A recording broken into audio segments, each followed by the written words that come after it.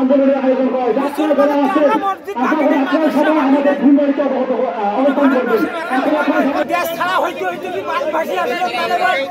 লালমনিরহাটে হিন্দু সম্প্রদায়ের মিছিলে একটি ভবনের ছাদ থেকে দুর্বৃত্তরা ঢিল ছোড়ে। ওই ঢিলে অন্তত ৩ জন আন্দোলনকারী আহত হয়েছে এমন দাবি হিন্দু সম্প্রদায়ের লোকজনের। খবর পেয়ে সেনাবাহিনী ঘটনাস্থলে গিয়ে পরিস্থিতি নিয়ন্ত্রণে আনেন। রোববার সকাল থেকে দুপুর পর্যন্ত লালমনিরহাট জেলা শহরের মিশন মোড় গোল চত্বরে ঢাকা বুড়িমারি মহাসড়কে মিছিল শেষে অবস্থান নেয় তারা।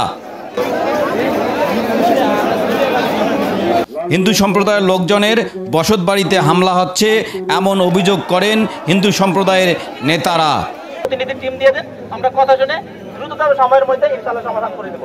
আর আমাদের সাথে আছেন আপনাদের এই পূজা উদ্যাপন পরিষদের সেক্রেটারি একজন আইনজীবী, ওনাকে জিজ্ঞেস করলে পড়বেন যে একটা ন্যায় বিচার কিভাবে করা যায়, ন্যায় বিচার করতে কি জিনিস লাগে, কিভাবে আলোচনা করতে হয়, কিভাবে সমাধান করতে হয়, কোন কোন প্রশ্নের উত্তর পেতে হয়, ওই উত্তরগুলো পাওয়ার জন্য কিন্তু আমাদের আলোচনা দরকার।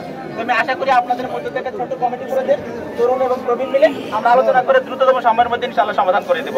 ধন্যবাদ।